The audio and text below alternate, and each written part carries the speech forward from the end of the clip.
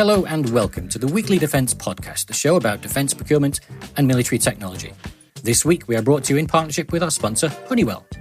I'm your host, Richard Thomas, and on the show this week, we take a look at the rocket systems currently in service in Russia and other countries of the former Soviet Union. And we talk to our Defence Insight Air analyst about the F-35 Joint Strike Fighter programme. But first, the news. Delivery of the first SAR-6 corvette for the Israeli Navy has been delayed by the industrial impact of the COVID-19 coronavirus. The first-in-class INS Margan was officially commissioned on the 23rd of May, and it is now expected to arrive in Israel in late 2020, according to the IDF and the shipbuilder German Naval Yards Kiel.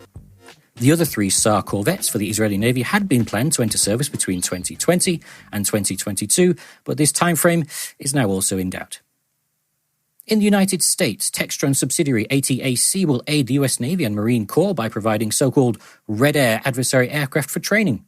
With a pilot shortage and a recent GAO report noting low availability of operational aircraft in frontline squadrons, pressure has been mounting on the DoD. So the opportunity is clearly growing for the private sector to provide contracted air services. And in Asia, the Taiwanese Navy plans to order Harpoon Block II surface-to-surface missiles next year. In the process, Taiwan will become the first country in the world to operate all four versions of the Harpoon, from fixed-wing aircraft, surface ships, submarines, and coastal batteries. Harpoon batteries will join coastal defence systems to target incoming amphibious units and even assembly areas. Its range of nearly 300 kilometres provides another method to resist hostile acts from across the Taiwan Strait. Elsewhere in the naval domain, the Royal Swedish Navy is looking to two midlife upgrade programs that will secure its near-future surface and subsurface capabilities. It is known that preparations are underway for the midlife upgrades of the Visby-class corvettes, and although exact details of what kind of new systems or capabilities might be incorporated are not exactly clear, it is virtually certain that the class will have an air-to-air missile system added. Meanwhile, good progress continues on the Gotland-class MLU, with the submarine acting in part as a test platform for a range of new systems that will feature on the new Blekinge class due in service in the mid-2020s. Gotland was welcomed back in the fleet in mid-May, while Upland is nearing the end of its maintenance cycle. And finally, the Royal Netherlands Navy is looking to mitigate the impact of the COVID-19 pandemic on its operations through a combination of isolation for crews preparing to deploy and potentially asking vessels to remain within 24 hours transit for the first week of deployment in case symptoms start to show. So, to discuss this and more, I'm joined by Air Editor Tim Martin and Land Reporter Flavia Kamara-Sparrow. Hi, both. Hi, Rich. Hello. Rich, so I wanted to ask you a little bit about you mentioned the Visby-class corvettes midlife upgrades, and I know that the Swedish Defence Minister has been consistently highly critical of Russian aggression. Do you think the upgrade and the capabilities that the upgrade will add to the class, will it help to counter or deter Moscow in any way? Yeah, it certainly will, Tim. Those two programs are part of ongoing developments for the Royal Swedish Navy as I said, to upgrade the Gotland-class submarines, to eventually upgrade the Visbys. But don't forget the midlife upgrade for the Gavler-class corvettes and the CB-90 patrol boats is also ongoing or planned. And it's all part of an effort to potentially increase the number of hulls in the Royal Swedish Navy. But if it's not able to do that, then increase the capabilities of the ships that it does have, so that if, and it's probably a big if there ever were to be a conflict, then it would be better prepared and capable of deterring Russia from any offensive action. So, Tim, I hear you've got some news of a huge helicopter deal for Egypt. Am I right? Yeah, there's one this one's been a long time coming because Italy has finally revealed a deal for 24 AW149 multi-role and 8 AW189 super medium helicopters from Leonardo in a deal worth 871 million. So details broke courtesy of the Italian Foreign Ministry's 2019 arms export report to the Senate. And it's the first time that those details have been placed on public record. And because the order initially had been something of an open secret, I guess, since April 2019. And when the Parisian-based La Tribune, the business news website, disclosed that Egypt had told France that the AW149 had been selected of a competitor bid from Airbus, offering the NH90. So, quite a win for the manufacturer, Leonardo. What has it had to say? Yeah, they didn't comment on it or any of the details included, and they haven't over the course of the last 14 months since, as I mentioned, reports of the order emerged. So it's interesting also because the order itself didn't appear in the list of main helicopter acquisitions covered in Leonardo's FY 2019 full-year financial results, which were published in March. Okay, but then what does this order mean for Egypt? Good question. I think it's another example of kind of a wider and formidable air power modernisation strategy, which, as we spoke about last week, also includes the acquisition of the Su-35 from Russia, and which has reportedly entered into production. And then previous to that, in May, there was an FMS announced by the US It was set to approve the refurbishment of 43 Egyptian AH-64E Apache ATAC helicopters. That's kind of a sense of how this fits into to the wider ambitions that Cairo have. I mean, it seems quite secretive, or that they're certainly looking to, many of the parties concerned are looking to keep their cooperation and the business that they do a little bit on the QT, if I can say it like that. So is this exception to the rule? Normally, companies and countries are quite happy to talk about the business they're doing because it reflects well both on the company but also the business. Well, the shared business interests. I think I can put it like that.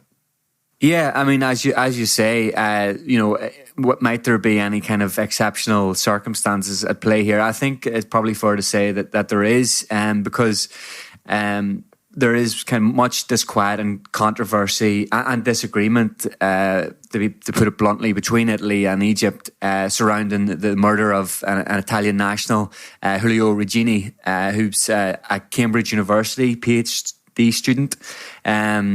And the reports surrounding that story centre on his kidnapping, and which the UK press have said his family suspect was carried out by Egypt's security services because he was researching labour unions, which is opposed by the Egyptian President Al-Sisi. So Egypt deny that, but obviously it's a very sensitive matter.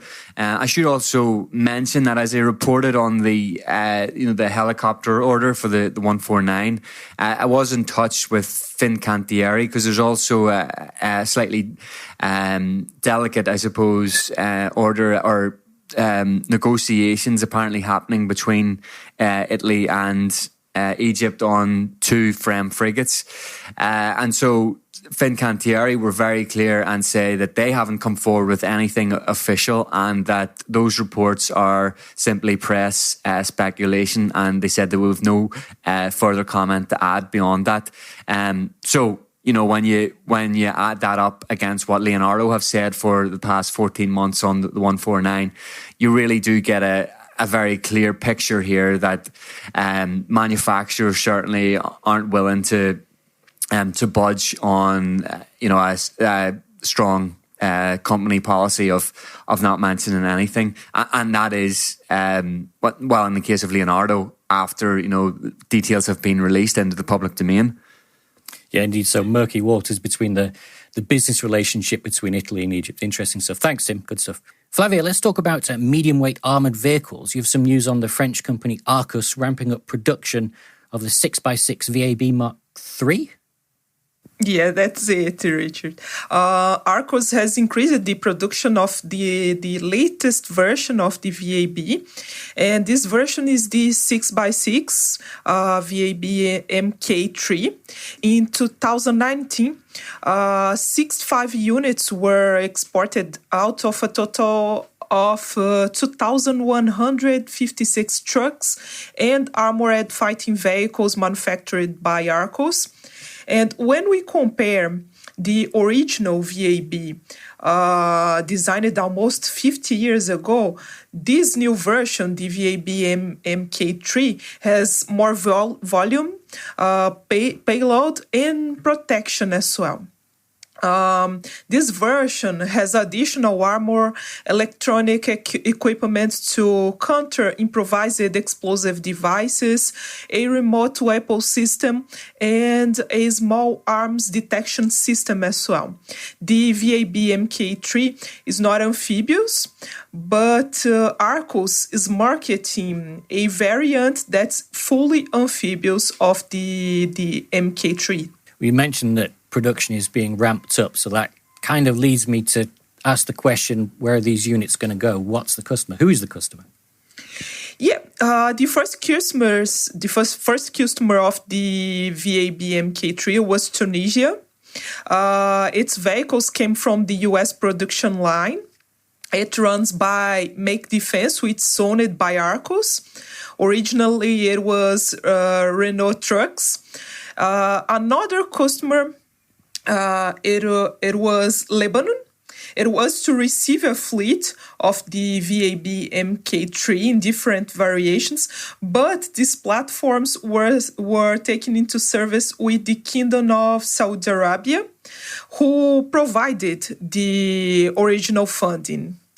Arcos has now an additional customer for this new variant in the Middle East.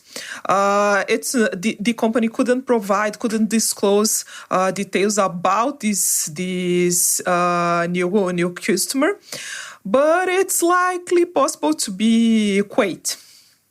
That's interesting. The ever unknown Middle East customer. Yeah. I think it's interesting to highlight the original VAB version. Arcos manufactured around 5,000 units, and most of these being in the 4x4 configuration.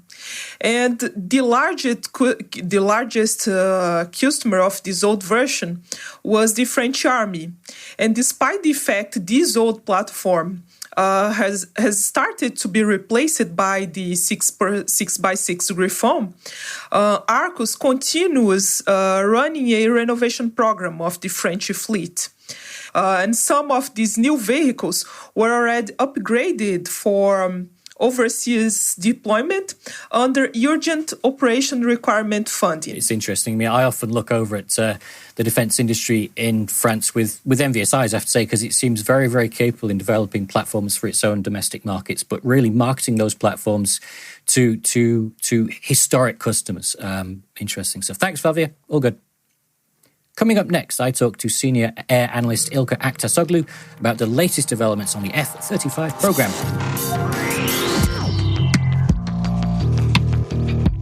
Hey, did you know that Shephard Media is fully digital? Yeah, of course. I've already downloaded the app. I love that I can access high-quality stories anywhere, anytime.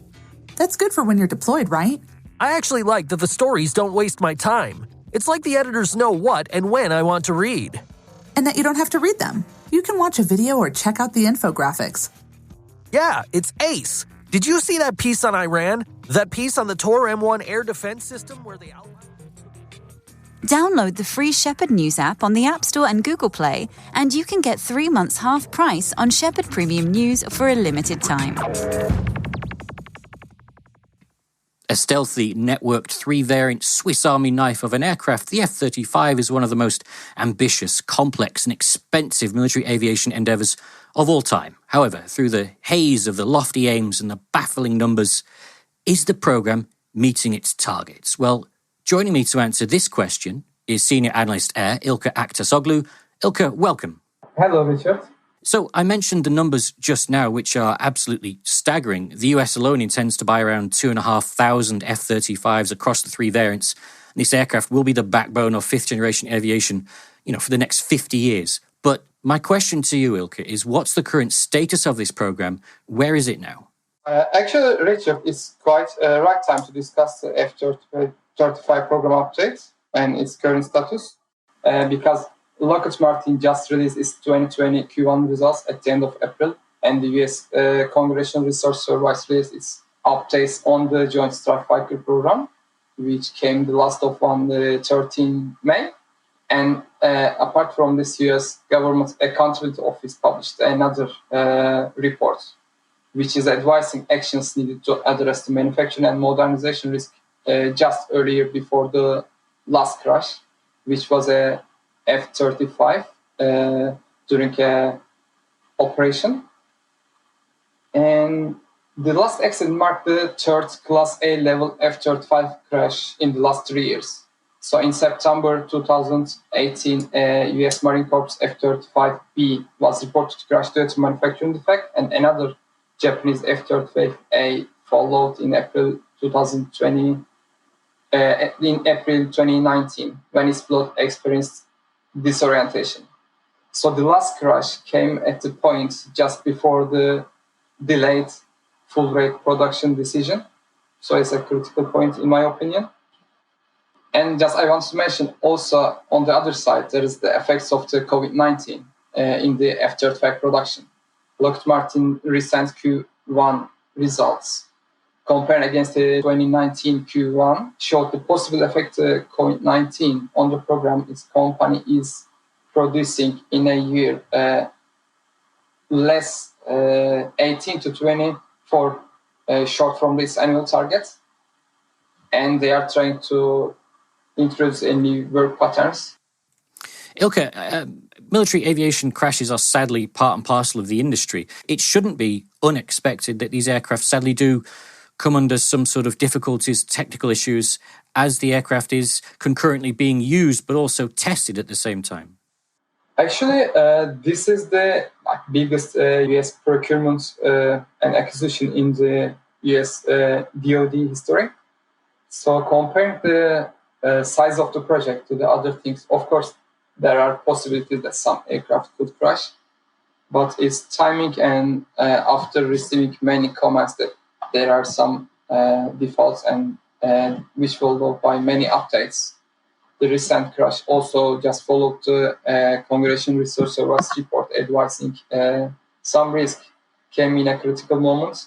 But generally, the F-35 is quite safe compared to other aircrafts when they reach 100,000 flight hours. So I think the rates for F-35 is quite okay for now. So it was reported actually in 2019 that Lockheed Martin had reduced the overall platform cost to $80 million, which they said was 1 year ahead of the Lot 14 timeline. So my question again is, can platform costs be dropped further, and should customers expect it to do so? Actually, there are two aspects in this question, which is the Turkish removal, and another part is just if they could follow the routine production. So I would just tell according to the normal plant production. Lockheed Martin was initially promising to go down to 77.9 million for Lot 14. So Lot 14 is the full rate production, which is not decided yet. So currently, they are at Lot 12 in the current production. So the price is 82.4 million. So their aim to go to 77.9 million is including the parts produced under Turkish manufacturing. So that said, do you think that, we'll get onto this a little bit later, that the lack of, or that the loss of Turkish manufacturing capability will increase the overall price cost of the platform? Yeah, actually, even the recent report states that the F-35 program office is expecting the price increase with the introduction of new suppliers instead of Turkish companies. The most interesting point is focusing around the actual suspense date of the Turkish supplied parts. Normally, they announced that they are starting from July 2019 when the Turkish military received the S-400 air defense batteries from Russia. But as I understand, the actual parts received from Turkey will be much later. Still, they are working on this. And the price, currently the project cost is estimated to increase around $500 to $600 million. So, given that cost is such a key criteria for this platform, another aspect of it is the intention by Lockheed Martin to reduce the cost per flight hour to $25,000 by 2025. The current, or the 2019 reported cost per flight hour was around $35,000. So do you think, again, can Lockheed Martin reduce the cost per flight hour by another $10,000 in the next 4 or 5 years? I think it's quite an ambitious target to reduce $10,000 per flight hours. I don't think so. It's like a realistic aim in a short period of time. And maybe in the next decade, still it's not like so easy as it looks like from my point. Sure. As I guess the platform and the program matures, they can look to reach those sort of targets. But like you say, that $25,000 per flight hour by 2025 looks like a tough one. A question about its operational capabilities. Where's it been deployed, and I guess how has it performed? According to recent US reports, they are using and testing in different parts of the world. And according to US African Command, I think the recent deployments focusing on Middle East and fighting against dropping bombs against the last ISIS points. I think they are testing their interoperability with other aircrafts and also like in different formations. Ilko, you touched earlier on the consequences of Turkey's removal from the program, given its procurement of the S-400 missile system from Russia. Can you just give us a bit more detail about that? What are the consequences for Turkey, for the US, for the cost of the platform, and for the program as a whole? Just before going to the Turkish removal from the program, I would like to mention first the overall supply chain. F-35 program supply chain is already experiencing serious problems even before the removal of Turkey. According to Defense Contract Management Agency, just I'm quoting, between August 2019 and July 2017 and July 2019, the number of parts delivered late increased from under 2,000 to more than 10,000. End quote. So this is quite big number from 2,000 to 10,000. So with the Turkey's suspension from the program, existing supply chain problems will be worsening. Turkish companies supplying around 1,005 different parts for the airframe and its engine, of course. So at the current production rate. So when there will be new companies, I don't think so they will be ready to go into full production rate directly. And also, Turkish suppliers are ready to meet the full rate production decision, which is coming with Lot 14. And F-35 program is still looking for suppliers to provide 15 different parts currently produced in Turkey. And it seems like this can cause delays to get new suppliers up to the required production rate. And especially this is true because around 10% of these suppliers totally brand new to the F-35 program. So I don't expect them to be ready in the current rate in the short term. So I think it can cause first delays and the second high cost increases. So is that's a significant black mark against the program? Do you think? Well, you've just outlined the difficulty that the US and the program as a whole will have in trying to meet its targets. I mean, it doesn't sound like it's feasible, does it? If they want to remove Turkey from the program. Yeah, especially and the current COVID-19 crisis added to this supply chain and manufacturing. So I think this will be much worsening if we will include the effects of COVID-19 in the global supply chain. So I think they will be worse than their expectation of 18 to 24 units per year. So this is their current production that they will be falling short around 18 to 24 units per year. But I think it will be more than this. So Ilka, final question from me is on Turkey actually. With its likely or probable or definite removal from the F-35 program, where does Turkey go from here? It's another interesting question because Turkey is one of the countries who were procuring F-35 and at the same time trying to launch its own fighter aircraft project, next generation fighter aircraft. So currently, while Turkey is ongoing discussions with different aircraft, including some Russian ones, they're also working very hard on the Turkish Fighter X project from Turkish Aerospace. So the current schedule, they are trying to take into service around 2028. So they will be purchasing around 250 aircraft from new generation Turkish fighter.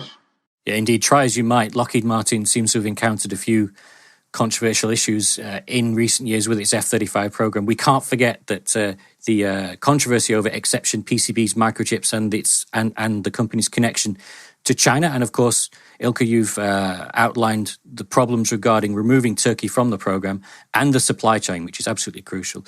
Who else might stand to benefit from this? It seems like the biggest contract is going to the Northrop Grumman. Turkish Aerospace is the second supplier of the center fuselage of F-35. So when the production stops in Turkey, the only option increasing the capacity at the Palmdale Aircraft Integration Center in the US. So this is Northrop Grumman would be benefiting to possibly taking over the Turkish contracts. My thanks to Ilka for coming on to the Weekly Defence Podcast. Sir, thank you very much. Thank you.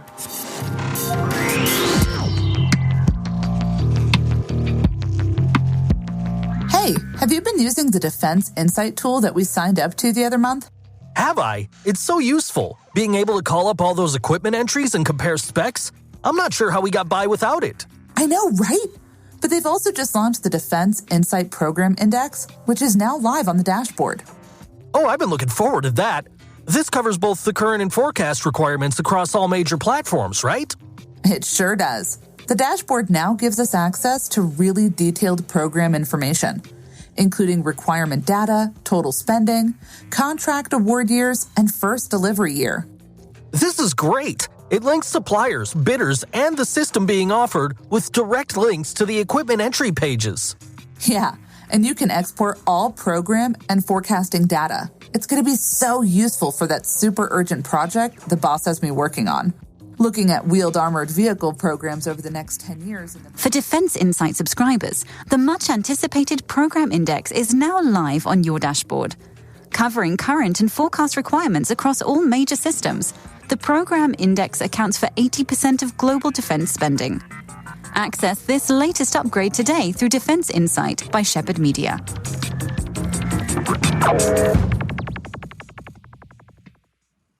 We're on the line with Leonid Nersisyan in Yerevan, Armenia, to discuss some of the more significant recent developments in multiple launch rocket systems.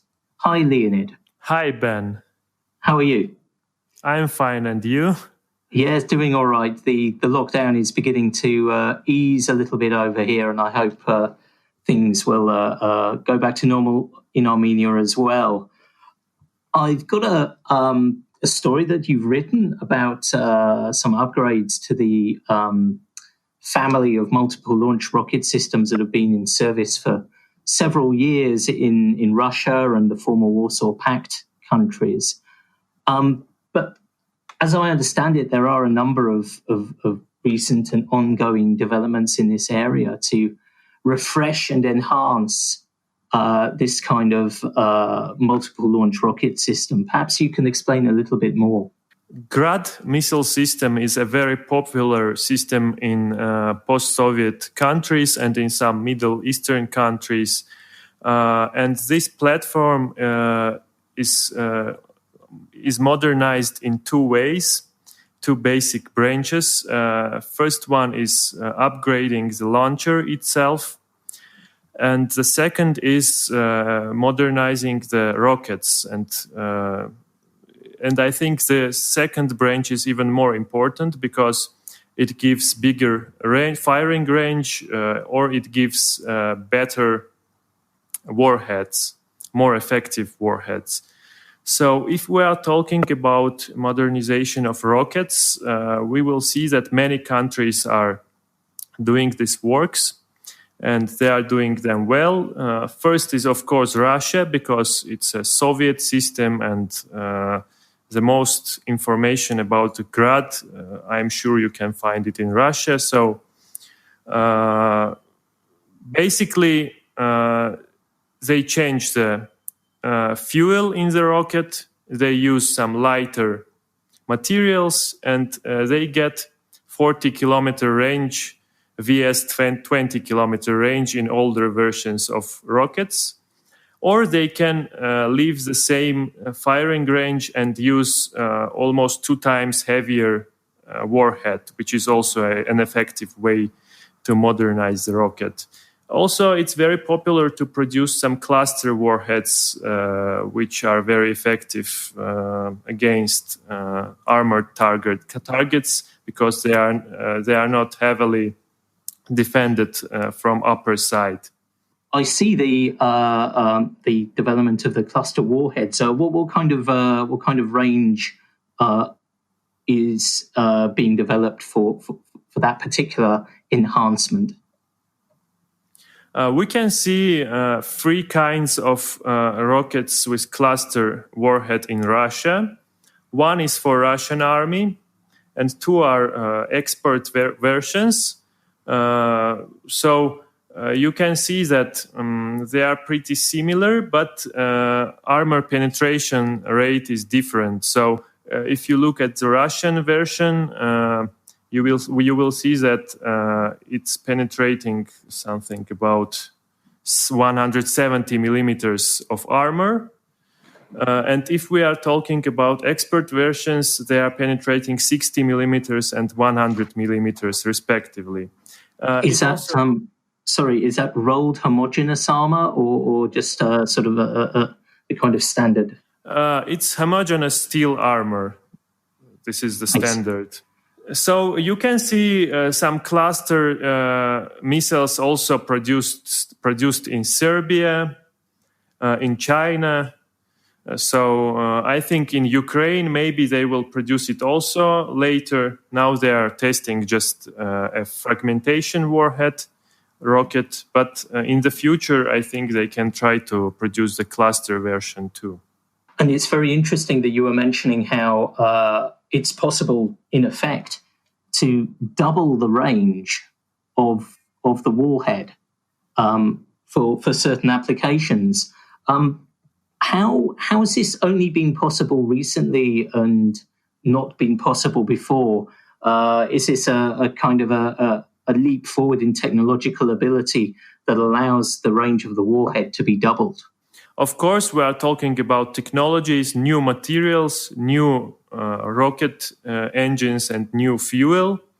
But also, people noticed that this 122 millimeter rocket systems are pretty effective and still are effective. And I think there was a moment when everybody was thinking about them. That's an old weapon. We don't need it anymore. But things are showing that it's still effective and it's cost effective. These missiles are pretty cheap, effective, and in most of conflicts in the world, you can see that Grad type launchers and missiles are used very, very commonly. And you can see that it's a very big market now. It's used thousands and 100,000s of rockets of this type are used now in Syria, in Libya, in every conflict you can remember. So that's a big piece of cake for the manufacturers. And you mentioned how Grad and variants of Grad are neuting conflicts around the world, and of course. The ongoing conflict in Ukraine is an example. You mentioned that the Ukrainians are also working on a MLRS upgrade. Perhaps you could give a bit more information about what's going on in Ukraine. They're developing the new rocket for Grad.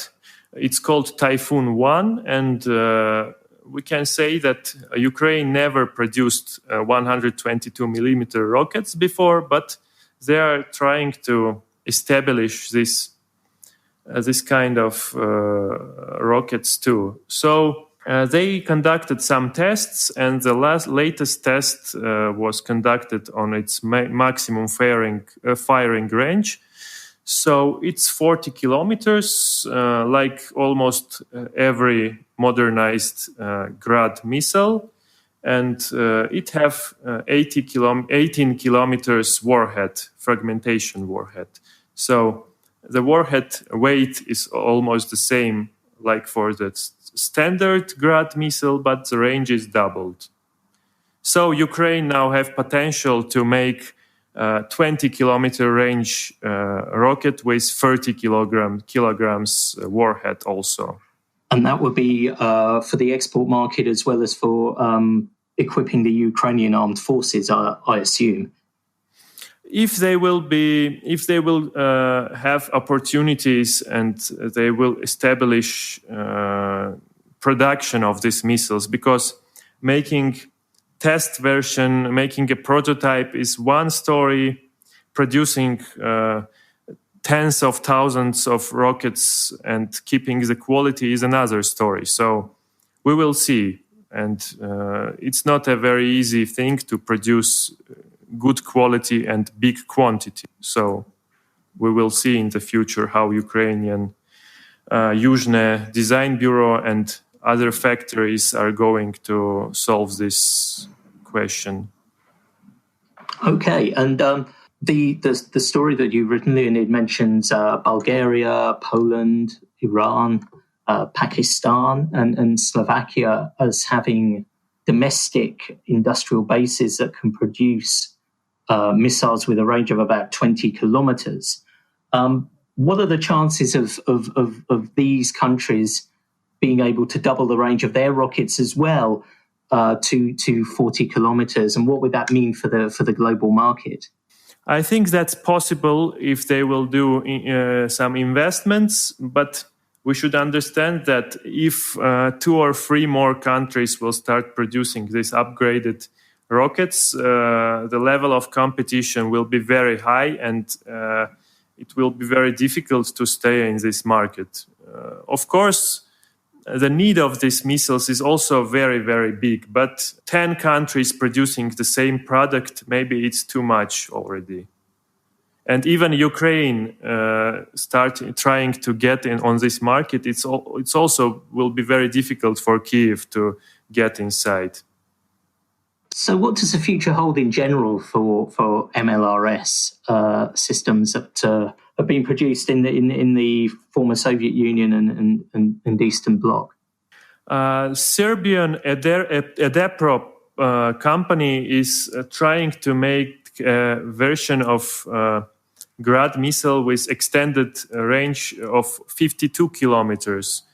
And I think it's possible, and even making a missile with 60 and 70 kilometers can be possible. But we are talking about a small 122 millimeter rocket, and you should understand that you won't have accuracy if you will shoot it at such a big distance. You need to place some guidance system on these missiles, and it will become too expensive, and you already don't need this missile. You will use 300 millimeter missiles for this kind of operations, because making a small light missile with a guidance system, making it expensive with a light warhead, it's not making sense. I suppose if the range is extended beyond a certain range, it becomes less of a tactical weapon and more of a strategic. It's like you are trying to make the Grad missile to become a tactical ballistic missile, but it's too small to be a tactical ballistic missile. The warhead is only 18 or 20 kilograms. But the price will be almost the same like for 300 millimeters missile. So it's better to use Smerch with new missiles than to use Grad for shooting at such distances. And you should understand also that if you are shooting at a big distance, the targets are also moving, and these missiles are not going to find the target in the area where are you shooting. So this is also a question. I see. And as I understand it, the Yuzhnoye facility is working on large caliber MLRS like the 220mm and 300mm.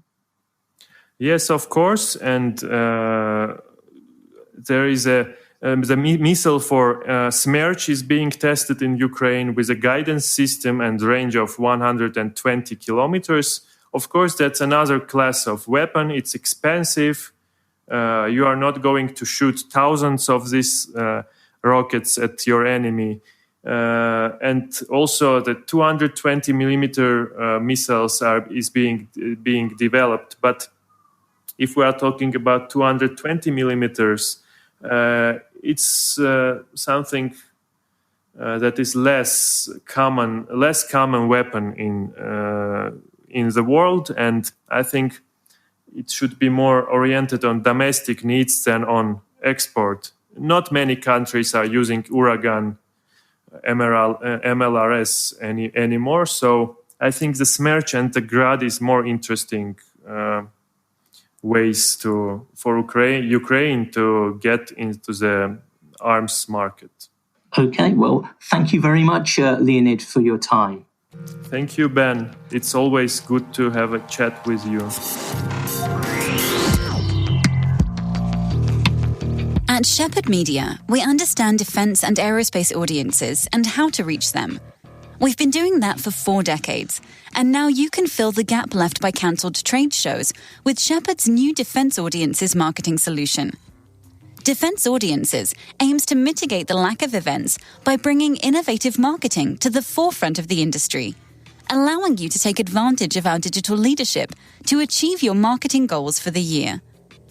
Our Defence Audiences offering provides predefined and bespoke packages of solutions for companies looking to tell their stories and influence key defence decision makers with product launches, thought leadership, lead generation, or product education. To position your brand centrally to the defence and aerospace markets, speak to Shephard Media about how Defence Audiences will help you today. This episode of the Weekly Defence Podcast was brought to you in partnership with our sponsor, Honeywell. As always, a big thanks to everyone that took the time in being a part of the episode. And for our listeners, make sure you like and subscribe, leave a review on iTunes, and tell a friend or a colleague about the podcast. Until next week, thanks for listening.